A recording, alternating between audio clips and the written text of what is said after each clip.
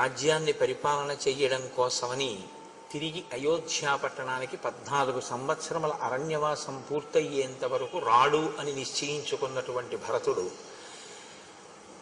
రాజ్యమును రామునియందే న్యాసము చేసి రామచంద్రమూర్తి ప్రతినిధిగా రాజ్యం చెయ్యడానికి అంగీకరించి రామచంద్రమూర్తి యొక్క పాదుకలను వశిష్ఠ మహర్షి ప్రేరేపణ చెయ్యగా ఆ ప్రేరణ చెయ్యగా శిరసున దాల్చి అయోధ్యా పట్టణానికి వెళ్ళి నందిగ్రామాన్ని చేరి సింహాసనంలో పాదుకలుంచి రాజ్య పరిపాలనకి సంబంధించిన ప్రతి విషయాన్ని పాదుకలకు నివేదిస్తూ నేను పాదుకలకు కాదు నివేదిస్తున్నది రామచంద్రమూర్తికే నివేదించి ఆయన ఆజ్ఞ ప్రకారం పరిపాలన చేస్తున్నానేటటువంటి భావనతో భరతుడు రామరాజ్యాన్ని చేస్తున్నటువంటి సందర్భం దగ్గర నిన్నటి ఉపన్యాసాన్ని పూర్తి చేసి ఉన్నాం. మీరు కొంచెం జాగ్రత్తగా శ్రీరామాయణాన్ని గమనిస్తే రామాయణాన్ని శాసించేటటువంటి వ్యక్తులు వెనక నుంచి శాసించిన వారందరూ కూడా ఋషులే. యథార్థానికి రామచంద్రమూర్తి జననాన్ని శాసనం చేసినటువంటి వారు వశిష్ఠ ఋష్యశృంగాదులు, జన్మించిన తరువాత సీతారాముల యొక్క కళ్యాణాన్ని శాసించిన వారు విశ్వామిత్ర మహర్షి.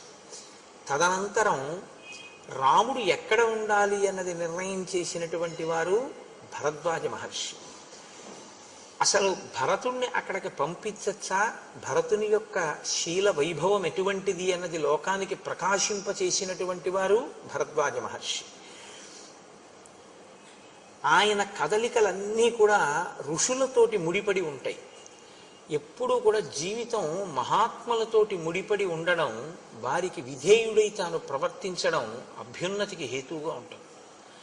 మీరు మిగిలిన వాళ్ళు ఎంతమందితో కలిసి ఉండండి, అది ఒక ఎత్తు. కలిసి ఉండవద్దు అని మీరు సమాజంలో చెప్పలేరు. ఎందుచేతనంటే ఒక మనిషి సమాజంలో ఉన్నాడు అంటే మంచి చెడు రెండిటికి మధ్యన కూడా ఆయన ప్రతిరోజు స్పందించవలసినటువంటి అవసరం ఉంటుంది. నేను కేవలం మంచి వాళ్ళతో ఉంటానన్నా కుదరదు, కేవలం చెడ్డవాళ్లతో ఉండడమూ కుదరదు. ఎవరితో నువ్వున్నా నీలోని మంచిని నువ్వు నిలబెట్టుకుని నువ్వు లోకానికి ఉపకారం చేసేటటువంటి గుణములతో ప్రకాశించి నీ వలన ఇంకొకరికి ఇబ్బంది రాని పరిస్థితి ఉండాలి అంటే నీ లోపల కొంతమంది ఉండాలి. బయట నువ్వు ఎవరితో తిరిగి ఇబ్బంది లేదు, నీ లోపల మాత్రం ఉండాలి. నీ లోపల ఉండవలసినటువంటి వారు ఋషులు లేదా ఋషితుల్యులు. ఋషితుల్యమైనటువంటి జీవితాన్ని సమాజంలో కొంతమంది పెద్దలు గడుపుతారు. పైకి వారు కూడా మనలా సంసారంలో ఉన్నట్లుగానే ఉంటారు. అగస్త్యుడు సంసారంతో ఉన్నట్టు ఉంటాడు, భరద్వాజుడు సంసారంతో ఉన్నట్టు ఉంటాడు, అత్రి మహర్షి సంసారంతో ఉన్నట్టు ఉంటారు. కానీ వారే ఋషులు, వారే నిర్ణయం చేశారు రాముడి కదలికలు. మీరు కూడా అటువంటి ఋషిని మీ హృదయంలో ఉంచుకోవలసి ఉంటుంది.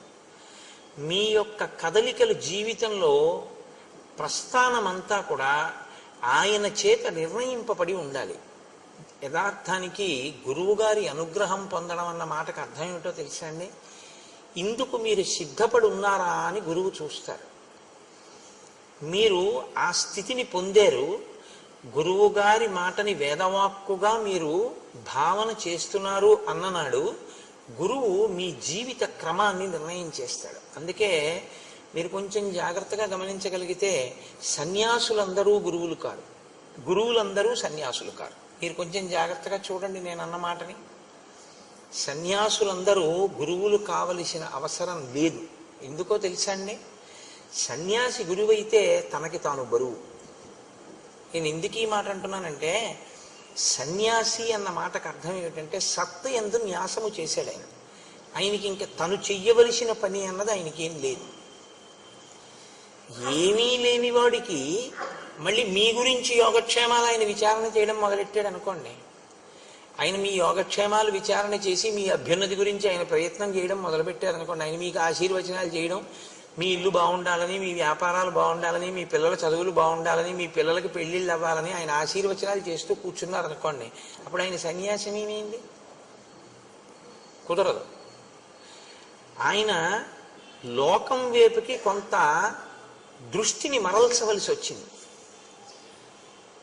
అలా దృష్టి మరలిస్తే ఎంతవరకు మన అభ్యున్నతి కొరకు దృష్టి మరల్చారో అంతవరకు ఈశ్వరుడి వైపుకి తదేక దృష్టితో ఉండగలిగిన స్థితిని కోల్పోయాడా లేదా?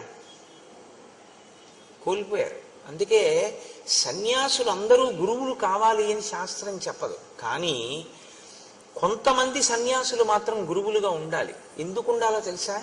శంకరాచార్యులు వారు చేసిన నిర్ణయంలో ఉన్న అద్భుతం అది. ఎవరుండాలంటే గురువులుగా పీఠాధిపతులు గురువులుగా ఉండాలి. శంకర భగవత్పాదులు కొన్ని పీఠాలు పెట్టారు. ఆ పీఠాధిపతులు సన్యసించి గురువుగా ఉంటారు. ఆ గురువుగా ఉన్నవారు ఏం చేస్తారంటే సనాతన ధర్మమును నిలబెట్టడానికి సమాజాన్ని అటువైపుకి తిప్పే ప్రయత్నం చేస్తారు. మీరు గోశాలలు కట్టండి అంటారు, అక్కడ గోశాలకి నువ్వు విరాళం ఇయ్యి అంటారు. లేకపోతే ఫలానా చోట నువ్వు ఒక యజ్ఞం చెయ్యి అంటారు. చేశారు. మీకు కష్టం వచ్చింది ఎవరికి చెప్తారు? మరి ఆయనకైనా చెప్తారు. ఇప్పుడు మరి మీ అభ్యున్నతికి ఆయన పాటుపడాలా వద్దా? ఆశీర్వచనం చేయాలా వద్దా? కాబట్టి సన్యాసి గురువుగా ఉండవలసిన ఆవశ్యకత ఎవరిదంటే ఒక్క పీఠాధిపతులదే. శంకర భగవత్పాదుల వంటి మహానుభావులు పెట్టినటువంటి పీఠాలకి ఆధిపత్యం వహించినటువంటి వారు సన్యాసమును గురుత్వమును రెండింటినీ రక్షించుకోగలిగినటువంటి దీక్షాదక్షులై ఉంటారు. అది మరింత కష్టమైనటువంటి ప్రక్రియ. తప్ప సన్యాసి అంటే గురువు అవ్వాలనేం లేదు, గురువు అంటే సన్యాసి అవ్వాలనేం లేదు. మీరు బాగా గుర్తుపెట్టుకోండి. ఒక గురువుగారు సమాజంలో సంసారంతో ఉన్నాడు అనుకోండి, ఆయన గురువుగారిగా ఉండడానికి అనర్హుడని మీరేం తీర్పు చెప్పకూడదు. ఆయన ఉండడానికి అర్హుడే. ఏం అగస్త్యుడు లేడా లోపాముద్రతో? అత్రి లేరా అనసూయమ్మతో? ఏం వాళ్ళ గురుత్వానికి ఏమైనా లోటు వచ్చిందని మీరు అనుకుంటున్నారా? అలా ఏం ఉండదు. వారు సంసారమునందు ఉండి ఋషిగా జీవిస్తారు. ఒక ఋషి జీవనం ఎలా ఉంటుందో ఆయన జీవనము అలాగే ఉంటుంది. ఇలా ఉండగలిగినటువంటి ప్రజ్ఞ ఉన్న మహాపురుషులు ఉన్నారే, వారు గురువులుగా ఉంటారు. రామచంద్రమూర్తిని మీరు కొంచెం జాగ్రత్తగా గమనిస్తే ఆయన జీవితాన్ని శాసనం చేసిన వాళ్ళందరూ కూడా ఈ ఋషులే. అసలు రామాయణంలో ఎక్కడెక్కడికి వెడితే ఏ ప్రయోజనం నెరవేరుతుందో, ఎవరు ఎందుకు ఎక్కడికి వెళ్ళాలో, రాముడికి ఏవి ఇవ్వాలో, సీతమ్మకి ఏవి ఇవ్వాలో, లక్ష్మణుడికి ఏవి ఇవ్వాలో, అవి ఎప్పుడు పనికొస్తాయో, ఏవి చెప్పాలో అన్ని ఋషులు నిర్ణయం చేసి కూర్చున్నారు. ఎప్పుడు అవసరమో అప్పుడు రాముని యందు ఆ అనుగ్రహాన్ని ప్రకాశింపజేశారు. అవసరమైంది యుద్ధకాండలో ఆదిత్య హృదయాన్ని వెళ్ళి ఉపదేశం చేశారు అగస్త్య మహర్షి. అవసరమైంది అగస్త్య మహర్షి ఆయనకి కావలసినటువంటి ఆయుధాలని ఇప్పించారు. అవసరమైంది భరద్వాజ మహర్షి చిత్రకూటంలో ఉండవలసిన అవసరాన్ని చెప్పారు. ఇలా మీరు కొంచెం జాగ్రత్తగా గమనిస్తే ఋషులతో రామునికి ఉండేటటువంటి అనుబంధం మీకు బాగా ద్యోతకమవుతుంది. నేను అందుకే మీతో తరచూ ప్రస్తావన చేస్తుంటాను. శ్రీరామాయణాన్ని జరిగిపోయిన కథ అని మీరు చూడకండి. రాముడు ఎవరితో అనుబంధం పెట్టుకుంటుంటాడు, ఎవరితో మాట్లాడుతుంటాడు. ఎవరు లేకపోతే రాముడు ఉండలేడు, ఎవరు లేకపోయినా రాముడు ఉండగలడు. మిమ్మల్ని చూడమని చెప్తా. మీరు చాలా జాగ్రత్తగా పరిశీలించాలి రామాయణాన్ని. దశరథుడు వెంటపడ్డాడు, నువ్వు లేకపోతే నేను ఉండలేనని. ఉన్నాడా అయోధ్యలో? నువ్వు లేకపోతే నేను ఉండలేనని కౌసల్య వెంటపడింది. ఉన్నాడా అయోధ్యలో? మరి ఎవరు లేకపోతే రాముడు నేను ఇక్కడ ఉండలేనని వెళ్ళిపోయే ఘట్టమేమైనా ఉంటుందా రామాయణంలో? ఎక్కడైనా వీళ్ళు లేరండి అందుకని నేను ఇక్కడ ఉండలేకపోతున్నానండి, నేను ఇక్కడి నుంచి వెళ్ళిపోతానండి అని రాముడు వెళ్ళిపోయినది ఏదైనా ఉందా? అలా వెళ్ళిపోతే రాముడు ఎప్పుడు, లక్ష్మణుడు రాముడిని ఎలా సేవిస్తాడో రాముడు కూడా ఎవరిని చూడకుండా ఉండలేడో వాళ్ళ దగ్గర ఉంటాడని గుర్తు. రాముడు ఎవరిని సేవిస్తున్నాడని మీరు రామాయణంలో పట్టుకుంటారో మీరు కూడా మీ జీవితంలో అలా సేవిస్తూ ఉండాలి. సేవించడం అంటే ఒక మాట గుర్తుపెట్టుకోండి, ఎప్పుడూ శారీరకంగా దగ్గర ఉండడం కాదు, గురువుని మీ మనసులో పెట్టుకోవడం, గురువాక్యాన్ని మీ మనసులో పెట్టుకుని ఉండడం. ఎప్పుడు ఏది చేసినా మనం త్రికరణ శుద్ధిగా గురువైభవానికి మనం దోహదం చేస్తున్నామా, ఆయన మాటని అనుష్ఠాన పర్యంతంలోకి తీసుకొస్తున్నామా, ఇది మీకు మీరు పరిశీలన చేసుకోవలసినటువంటి విషయం. దానికి ఎవ్వరూ న్యాయమూర్తులు ఉండరు, ఉండే అవకాశం ఉండదు కూడా. ఒకవేళ అలా పరిశీలించి చూసి పట్టుకోవాలనుకుంటే అది పెద్ద విశేషం ఏం కాదు, పట్టుకుంటారు పెద్దలు. పట్టుకున్న వారు దాని మీద తీర్పు కూర్చోరు. ఎందుకు కూర్చోరో తెలుసా అండి? వాళ్ళ పుణ్యం పోతుంది. ఆయనకి ఎందుకు? నువ్వు అలా ఉన్నావా లేదా నీ వంతు. ఆయన బాధ్యత ఏమిటి? ఒక మాట చెప్పాడు వినలేదు, రెండో మాట చెప్తాడు, రెండో మాట చెప్పాడు వినలేదు, మూడో మాట చెప్తాడు, మూడో మాట చెప్పాడు వినలేదు, నాలుగో మాట చెప్తాడు, నాలుగో మాట చెప్పాడు వినలేదు, ఐదో మాట చెప్తాడు. ఇన్ని మాటలు చెప్తున్నాడని ఆయన దూరంగా పోయాడు అనుకోండి, ఆయన కర్మ. మీరు ఇది బాగా పట్టుకోవాలండి జీవితంలో. రామాయణ కథ 5 నిమిషాల్లో చెప్పేస్తాను, అది పెద్ద విశేషం కాదు. రామాయణాంతర్గతమై మన జీవిత అభ్యున్నతికి పనికొచ్చే విషయాన్ని పట్టుకోవడంలో మాత్రం ఏమరపాటు చెందకండి. మీరు ఈ భూమి మీద కాదు, ఎక్కడో సముద్ర మధ్యంలో ఉన్నా కూడా గురువుగారి మనసులో ఉన్నారనుకోండి, అది నిజమైన శిష్యుడని గుర్తు. ఆయన శిష్యుడు. ఎందుచేత అంటే గురువు గారిని మనసులో పెట్టుకుని ఉన్నాడు. ఆయనకి పక్కన ఉండక్కర్లేదు, గురువు గారు ఆయనలో ఉంటారంతే, ఎప్పుడూ ఉంటారు. ఆయన ఎప్పుడు అంతేవాసిత్వంతో ఉంటాడు. అది చాలా మహోన్నతమైన స్థితి. రాముడు ఆ స్థితిని పొందాడు. అలా పొందకుండా తిరగడం గురువుగారితో, జీవితం ఇంకొకలా ఉండకూడదు. అది దోషభూయిష్టం. దానివల్ల ఏమైనా ప్రయోజనం ఉంటుందని మీరు అనుకుంటారు, కానీ నేను మీకు ఒక సత్యం చెప్పవలసి వస్తే మీకు పాపమే సంక్రమిస్తుంది. ఎందుకో తెలుసా అండి? రుణపడిపోతారు మీరు గురువుగారికి. ఆయన చెప్తున్నది ఒకటి, ఆయన ధార్మిక దృష్టి ఒకటి, మీ అనుష్ఠానంలో అది లేదు. అప్పుడు ఏమవుతుందంటే గురువాక్య ధిక్కార దోషం మీకు పడుతుంటుంది. మీరు జాగ్రత్తగా ఆలోచించండి, అవునా కాదా? కాబట్టి గురుభక్తి అన్న మాటకు అర్థం ఏంటంటే గురువు గారు మీకేం చెప్పారో దాన్ని మీరు అనుష్ఠిస్తున్నారా లేదా, దీనికి మీకు మీరు సాక్షిగా కూర్చోవలసి ఉంటుంది. శ్రీరామాయణం ఇది ఒక అద్భుతమైనటువంటి స్థితిలోకి తిప్పుతుంది. అయోధ్యకాండలో చిట్ట చివర తిప్పినటువంటి మలుపు అనన్య సామాన్యమైన మలుపు. ఇప్పటి వరకు తపోనిష్టాగరిష్ఠులైనటువంటి ఋషులను దర్శింపచేస్తారు మహర్షి. ఇవాళ శ్రీరామాయణ కావ్యంలోనే ఒక పెద్ద మెరుపు, అంత పెద్ద ఆకాశంలో ఒక తటిల్లత అంటే ఒక మెరుపు మెరిస్తే ఆ మెరుపుతో కూడినటువంటి నల్లమబ్బు ఎంత అందంగా ఉంటుందో. నల్లమబ్బు అందంగా ఉంటుందా అని మీరు నన్ను అడిగారు అనుకోండి, నల్లమబ్బు అందంగా ఉంటుంది. దేనివల్ల అందంగా ఉంటుందో తెలుసా అండి? గుణము చేత అందంగా ఉంటుంది. నల్లమబ్బు నల్లమబ్బుగా అందం కాదు. నల్లమబ్బు యొక్క అందం ఏమిటంటే దాని చల్లతనం నీరు పట్టుకొచ్చి మీ మీద వర్షించేటటువంటి దాని లక్షణం, అది దాని అందం. ఇది ఆంతరమైన అందం మబ్బుది. ఆంతరమైన అందమున్న మబ్బు బాహ్యమునందు కూడా శోభిల్లుతుంది. ఎప్పుడు?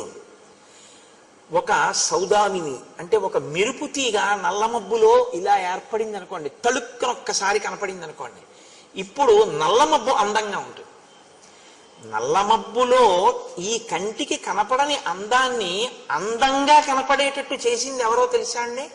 మెరుపు తీగ. అందుకే మంత్రపుష్పం చెప్తే ఓ మాట చెప్తారు చివర, నీలతోయద మధ్యస్థ విద్యుల్లేకే భువాస్వర అని. అదే కారణం.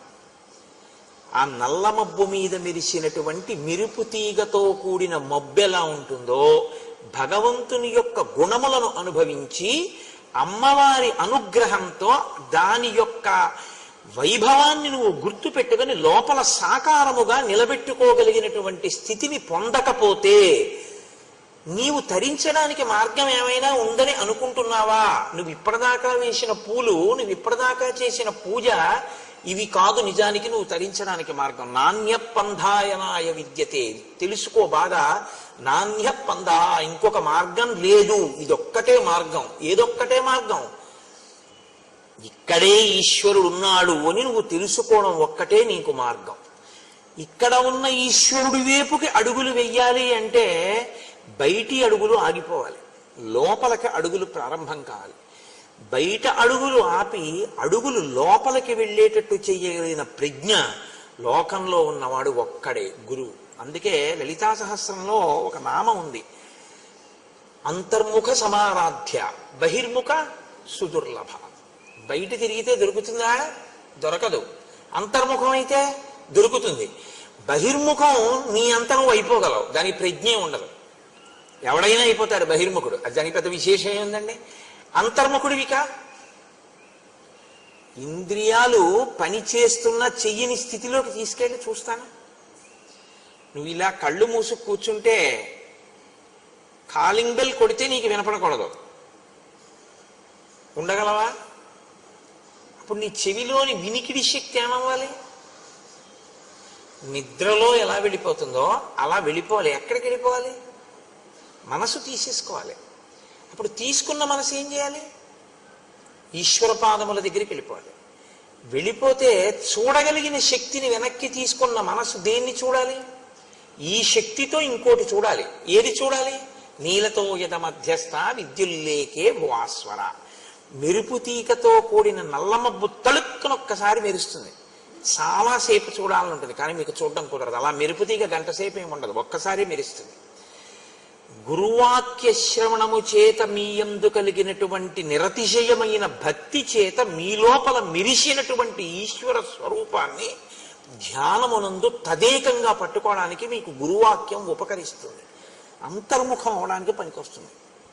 యథార్థానికి ఈ వెనక్కి అడుగులు ఎవరు వేశాడో వాడే తరిస్తున్నాడు. ముందుకి అడుగులు ఎవరు వేస్తున్నాడో అంటే బాహ్యంలో ఎంత పెరుగుతున్నా అది పెరుగుదల కాదు. మీరు జ్ఞాపకం పెట్టుకోండి. అది ఏమిటో తెలుసా అండి? యథార్థంగా చెప్పాలంటే, నేను పరమ సత్యాన్ని మాట్లాడాలి అంటే, మీ పుణ్యక్షయము దాని పేరు.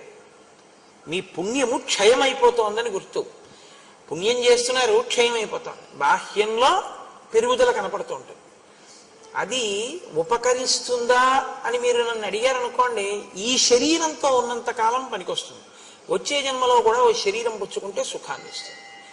కానీ అసలు ఈ సుఖము దుఃఖము కాదు, నేను ఈశ్వరుణ్ణే చేరాలన్నారనుకోండి, ఈ బయట అడుగులు కాదు, లోపలికి అడుగులు కావాలి. లోపలికి అడుగులు కావాలి అంటే ప్రయత్నపూర్వకంగా మీరు బయటి అడుగులు ఆపేయవలసి ఉంటుంది. అనవసరంగా ఎవ్వరితోటి సంఘాన్ని ఆప్ చేయాలి. ఆప్ చేసి అంతర్ముఖత్వాన్ని నేర్చుకోవాలి. బాగా ధ్యానం చేసి లోపలికి వెళ్ళి పట్టుకోవాలి. రామచంద్రమూర్తి యొక్క అనుగ్రహం అంతా అంతే. అది రామాయణ కాలంలో బాగా ప్రకాశిస్తుంది. శ్రీరామాయణ శ్రవణం చేసేటప్పుడు, శ్రీరామాయణ పఠనం చేసేటప్పుడు రామానుగ్రహంతో మీకు ఆ శక్తి పరిఢవిల్లుతుంది, తొందరగా ధ్యాననిష్ట కుదురుతుంది. అందుకని మీరు ఆ కోణంలో రామాయణాన్ని పరిశీలనం చెయ్యండి. ఆ మెరుపు తీగ ఎలా ఉంటుందో ఇవాళ శ్రీరామాయణంలో అటువంటి మెరుపు తీగ ఒకరు వస్తారు. ఆ మెరుపు తీగ ఎవరో, పురుషులు తపస్సు చేయడం, ఋషులు కావడం, భరద్వాజుని వంటి వారు దేవతల్ని కూడా పిలిచి పని చేయించుకోవడం మనం చూసాం. ఒక స్త్రీ ఎంత స్థితికి ఎదిగిందో, త్రిమూర్తుల్ని తన బిడ్డలుగా ఎలా చేయగలిగిందో ఇవాళ మీరు చూస్తారు. అటువంటి మహోత్కృష్టమైనటువంటి ఘట్టాన్ని అయోధ్యకాండ చివరికి తీసుకొచ్చి అక్కడ చెప్పని రహస్యంతో ఇక్కడ సీతారామ కళ్యాణాన్ని సీతమ్మ నోటితో చేయించి పూర్తి చేస్తారు మహర్షి ఇవాళ. అంటే నేను ఇవాళ ఎందుకు చెప్తున్నానంటే, మీరు కథనంతటినీ ఈ కోణంలో వినవలసి ఉంటుంది తప్పించి కేవలం జరిగిపోయిన కథ అని వినవద్దు. ఇప్పుడు భరతుడు వెళ్ళిపోయాడు, శత్రుఘ్నుడు వెళ్ళిపోయాడు, సైన్యం అంతా వెళ్ళిపోయింది, ఋషులు ఆ వచ్చిన వశిష్ఠాది ఋషులు వెళ్ళిపోయారు, తల్లులు వెళ్ళిపోయారు. రాముడు సీతాలక్ష్మణ సహితుడై ఉండిపోయాడు. పూర్వం ఎలా ఉన్నాడో ఇప్పుడు అలాగే ఉన్నాడు. అంటే అంతకు ముందు సీతారామ లక్ష్మణులు ఉన్నారు, ఇప్పుడు సీతారామ లక్ష్మణులు ఉన్నారు. సీతారామ లక్ష్మణులు చిత్రకూటానికి వచ్చినప్పుడు సంతోషంగా ఉన్నారు, రాజ్యం పోయిందని బాధ లేదు. మధ్యలో వీళ్ళందరూ వచ్చి కనపడ్డారు, వెళ్ళిపోయారు, రాముడు సంతోషంగానే ఉన్నాడు. వాళ్ళు వచ్చి వెళ్ళారని రాముడికి ఏం బాధ లేదు, రాజ్యమే వద్దన్నాడు. ఆ బాధ ఉంటే ఎప్పుడో వెళ్ళిపోయి ఉండేవాడు. కానీ ఒక గమ్మత్తు జరిగింది అన్నారు మహర్షి. ఏం జరిగింది అంటే, ఆ చిత్రకూట పర్వతం మీద ఉండేటటువంటి ఋషులు రాముణ్ణి చూసినప్పుడల్లా నోటితో మాట్లాడుకోవడం మానేసి 15 మంది 20 మంది అలా గుంపులు గుంపుల కింద చేరి ఇలా కళ్ళతోటే చూపించేవారట. ఇలా చూపించి అని ఏదో మాట్లాడుకునేవారు. ఎంత గమ్మత్తుగా మాట్లాడతారంటే మహర్షి, వాళ్ళు నోటితో మాట్లాడుకోలేదు, కనుసైగలే చేశారు. మాట మాట్లాడితే ఒక సావకాశం ఉంటుందండి. ఏమిటవుతుందంటే, మీరు అసలు ఏమనుకుంటున్నారో నాకు అర్థమైపోతుంది. మీరు నాకు అర్థం ఎప్పుడవుతుందంటే 2 కోణాల్లోనూ అనుమానం వస్తుంది. ఎప్పుడు నేను ఇలా వచ్చి ఇక్కడ నించున్నాను అనుకోండి గురు ప్రార్థనకి, మీ అందరూ అన్నారు అనుకోండి, అది అందరు అలా అంటున్నారేంటి, ఏమైంది, ఎందుకు అలా నన్ను చూపించి అలా భృకుటి ముడేస్తున్నారు అందరూ, నేనేమైనా దోషం చేశానా, లేకపోతే ఎవరికన్నా ఈయనే కోటేశ్వరరావు గారు అని ఏమైనా చెప్తున్నారా, అనుమానం వస్తుందా రాదా? అనుమానం వచ్చినప్పుడు మీరు ఒకటి గుర్తుపెట్టుకోండి, నా అంత నేను నిర్ణయం తీసుకోవడం ఒక లక్షణం, నేను అడగడం ఒక లక్షణం. నేను 2-3 పర్యాయాలు చూసి వీళ్ళు నన్ను ఏదో వెటకారం ఆడుతున్నారు, నన్ను చిన్నతనం చేసి వీడే తగుదనమ్మా అని వచ్చి ఇక్కడ రామాయణం చెప్తున్నాడు, ఏదో పెద్ద తెలుసుని అనుకుంటున్నాడు అని నా వంకి ఇలా చూపిస్తున్నారు అని నేను అనుకున్నాను అనుకోండి, నాకు మీ పట్ల భిన్నాభిప్రాయం ఏర్పడుతుంది. దానికి వ్యతిరేకంగా ఈయనే రామాయణం చెప్తున్నాడు, ఎంత బాగా చెప్తున్నాడు అనుకుంటున్నారు వాళ్ళు అని నేను అనుకున్నాను అనుకోండి, అహంకారం వస్తుంది కదా. రెండూ ప్రమాదమే. ఇప్పుడు నేను ఏ ఇబ్బంది లేకుండా మిమ్మల్ని అడిగాను అనుకోండి, ఏమమ్మా ఎందుకు ఇలా అంటున్నారు, ఏమైనా ఇబ్బంది కలిగిందా తల్లి నా వల్ల అని అడిగాను అనుకోండి, అప్పుడు మీరు ఏదో ఒక విషయాన్ని నాకు చెప్పారనుకోండి, మన మధ్య అవగాహన కుదురుతుంది. అంటే విషయాన్ని తెలుసుకోకుండా నిర్ణయానికి వద్దామనుకుంటే అడగక్కర్లేదు, వాళ్ళని నేను అడగడం ఏమిటనుకోవాలి. అలా కాదు, వాళ్ళకి తెలియకపోవచ్చు, మనం కనుక్కుందాం అన్న ఔదార్యం ఉంటే కనుక్కోవాలి. ఇప్పుడు ఇందులో 2 నేను అందుకే మీతో మనవి చేసింది, రామాయణం పైకి కనపడినట్టు ఉండదు, రాముని యొక్క శీలాన్ని చూపిస్తుంటుంది. నువ్వు కూడా ఇలా ఉండాలి జీవితంలో, ఎందుకంటే ఏదో ఒకనాడు మిమ్మల్ని చూపించి అనేది కనపడుతుంది. మీరు కంగారు పడిపోకూడదు, మీకు అయోధ్యకాండ జ్ఞాపకానికి రావాలి. కాబట్టి చూడండి, నైనైర్భృకుటీభిశ్చ రామం నిర్దిశ్య శంకితాః అన్యోన్యముపజల్పంతః శనీశ్చక్రు మిథ కథాః. అక్కడ ఉన్న మునులందరూ రాముణ్ణి కన్నులతోటి, భృకుటీభిశ్చ కనుబొమలతోటి, అంటే అని కనుబొమలు ఎత్తి చూపిస్తున్నారు అని కళ్ళతో చూపిస్తున్నారు. రాముడు చూశాడు, ఒకసారి కాదు 2 సార్లు కాదు, తను వెడుతున్నప్పుడు తను వస్తున్నప్పుడు గుంపులు గుంపులుగా ఇలాగే మాట్లాడుకుంటున్నారు, నోటితో కాదు కనుసైగలతో. వీళ్ళని ఒక్కొక్కళ్ళని అడగడం కన్నా వీళ్ళందరికీ కులపతి ఒకరు ఉంటారు. కులపతి అన్నమాట రామాయణంలోదే. కులపతి అంటే 1000 మంది శిష్యులు ఉన్నవాడు, 100 శిష్యులు ఉన్నవాడు ఎక్కడికైనా వచ్చాడు అంటే చాలా గొప్ప విషయం అది. అటువంటి ఆయన్ని చాలా బహుధా జాగ్రత్తగా చూడాలి. అంటే జీవితంలో 100 మంది తనని అనువర్తించేట్టుగా, వాళ్ళ మనసు మారేటట్టుగా మాట్లాడగలిగినటువంటి వాగ్వైభవము తపస్సు చేత సాధించుకున్నవాడు. వాక్కుకి శక్తి మామూలుగా వస్తుందని మీరు అనుకోకండి, కేవల తపస్సు చేతనే వాక్కు అగ్నిహోత్రం అవుతుంది. అటువంటి వారి మాటలే ఎదుటి వారి హృదయం మీద పనిచేస్తాయి. కాబట్టి 100 శిష్యులు అనుగమిస్తే ఆయన ప్రత్యేకంగా ఆరాధింపబడతాడు, చాలా గొప్పవాడు అని నిర్ణయం. కులపతి అంటే 1000 మంది శిష్యులు ఉన్నారని గుర్తు. ఆ కులపతి దగ్గరికి వెళ్ళి నమస్కరించి రాముడు అడిగాడు, ఎందుకు ఈ మునులందరూ నన్ను చూసి కనుబొమలెత్తి మాట్లాడుతున్నారు, ఏమైనా కారణం ఉందా? తన వైపు నుంచి ముందు చెప్పాడు, ఇది రాముడి పెద్ద మనసు అంటే. నా భార్య నన్ను అనుగమించి వచ్చింది, ఏమీ తెలియదు, అమాయకురాలు. ఒకవేళ ఆమె వలన మీకు ఎవరికైనా ఏమైనా ఇబ్బంది కలిగిందా? నా తమ్ముడు ఇంకా చిన్నవాడు, నాతో పాటు వచ్చాడు, నా తమ్ముడు ఏమైనా తెలియక అపరాధం చేశాడా? ఒకవేళ అలా జరుగుంటే క్షమించండి, ఏమి జరిగిందో నన్ను చూసి మీరు ఎందుకు అలా అనుకుంటున్నారో నాకు ఒక్కసారి చెప్తారా అని అడిగాడు. ఇది ఎంత వినయం చూడండి.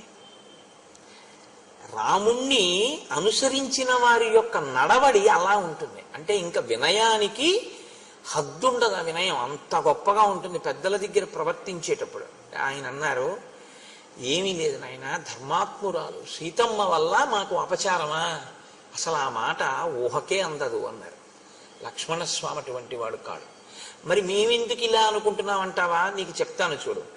రావణావరజక్కశ్చిత్ ఖరో నామీహ రాక్షస ఉత్పాట్య తాపసాన్ సర్వాన్ జనస్థాన నికేతనాన్.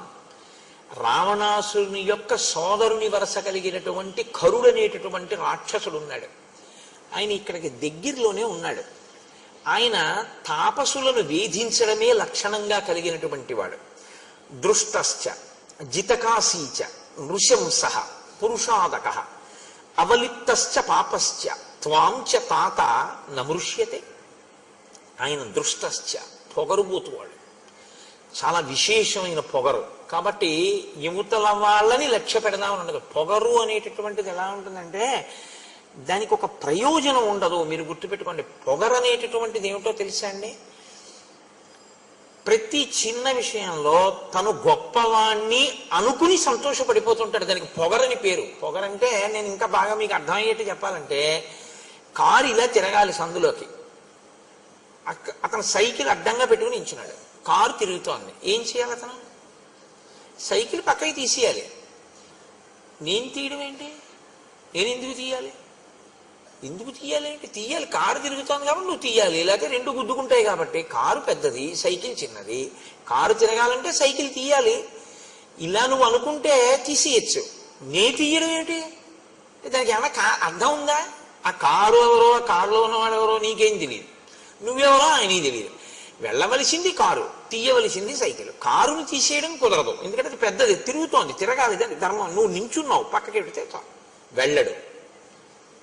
ఒకవేళ మీరు ఏమయ్యా అలా నించోపోతే కొంచెం పక్కకి తీయచ్చు కదా అన్నారు అనుకోని, నువ్వు వెళ్ళొచ్చుగా అలా అంటాడు. దానికి పొగరని పేరు.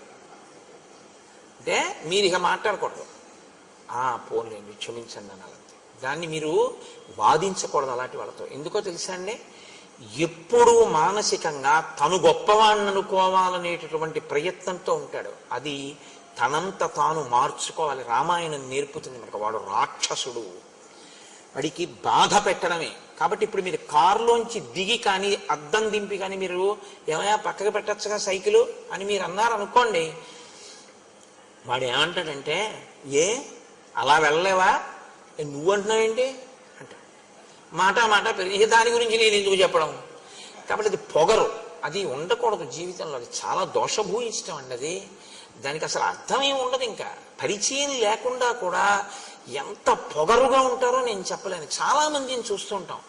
అది దిద్దబడాలి. నేను అందుకే చెప్తూ ఉంటాను, రామాయణం పెద్దలతో పాటు పిల్లలు కూడా వినాలి. అవగుణములు పోతాయి, వాళ్ళు సంతోషంగా ఉంటారు, సమాజం సంతోషంగా ఉంటుంది. ముని ఎలా చెప్తున్నారో చూడండి. మునికి దోషం పట్టుకునే లక్షణం ఉండదు, కానీ అవతల వాడి గురించి ఒక నిష్పాక్షికమైన మాట. దృష్టశ్చ జితకాశీంచ. వాడికి పని ఏమిటంటే పొగర ఎక్కడుందో అక్కడ నిష్కారణ యుద్ధాన్నది ఆహ్వానిస్తుంది. దానికి ఏం కారణం లేకుండా వాడు గొడవకు వస్తాడు. గొడవకొచ్చేది వాడు ఎందుకంటే ఎప్పుడు వాడు గెలవాలని. కాబట్టి మీరు ఏ మాట అంటే చిన్నబుచ్చుకుని మనకెందుకు వీడితో వెళ్ళిపోతారో అలా వాడు మెట్లు ఎక్కేస్తాడు. మీరు అలా ఎక్కలేరు కాబట్టి చిన్నబుచ్చుకుని వెళ్ళిపోతారు. అదే వాడి గెలుపు. ఎన్ని మాటలు గెలిచాడో అన్ని మాటలు ఉండకూడని రీతిలో ప్రవర్తిస్తూ ఉంటాడు. జితకాశీచ నృశంస. క్రూరుడు. క్రూరుడంటే అవతల వారి బాధ తనకి సంతోష హేతువుగా బతికేటటువంటి వాడు. పురుషాదక. మనుష్యుల్ని తింటూ ఉంటాడు, వాడికి అదొక లక్షణం. అవలిప్తశ్చ. విపరీతమైనటువంటి గర్వం. ఇవన్నీ మనసులో పెట్టుకుని నా అంతవాణ్ణి నేను అనుకుంటూ ఉంటాడు ఎప్పుడు. పాపశ్చ. పాపశ్చ అంటే వాడు ఈశ్వరుడి వైపుకి అడుగులు వెయ్యకుండా వీడు చేసిన ఈ పనులే వాడికి ప్రతిబంధకంగా వస్తాయి. ఇది ఎక్కువైతే ఏమవుతుందో తెలుసా అండి, రామాయణంలో మీరు అది పట్టుకోవాలి. పాపం పెరుగుతూ ఉంటే మీరు భగవంతుడి వైపుకి వెళ్ళి మనసు మార్చుకున్నారా, పాపం తరిగి ఈశ్వరుడి వైపుకి వెడతారు. మీరు ఈశ్వరుడి వైపు అడుగులు వేయకుండా పాపాన్ని పెంచుకున్నారా, ఈశ్వరుడి చేతిలో నిహతులవుతారు. అప్పుడు ఏం చేయాలంటే ఈశ్వరుడికి ఇంకొక మార్గం ఉండదు, కాబట్టి పడగొట్టేస్తాడు. వీడు మారట్లేదు, నేనేం చేయను, ఇంక ఈ ఉపాధి ఇచ్చినందుకు చేస్తున్నాడు ఈ అల్లరి, కాబట్టి ఉపాధి తీసేయాలి. ఇప్పుడు మీరు పిల్లాడిని ఆడుకోరా అని చెప్పి ఏదో చిన్న ధనస్సు, ప్లాస్టిక్ ధనస్సు ఇచ్చారండి, వాడు అది పెట్టి అందరినీ కొడుతున్నాడు.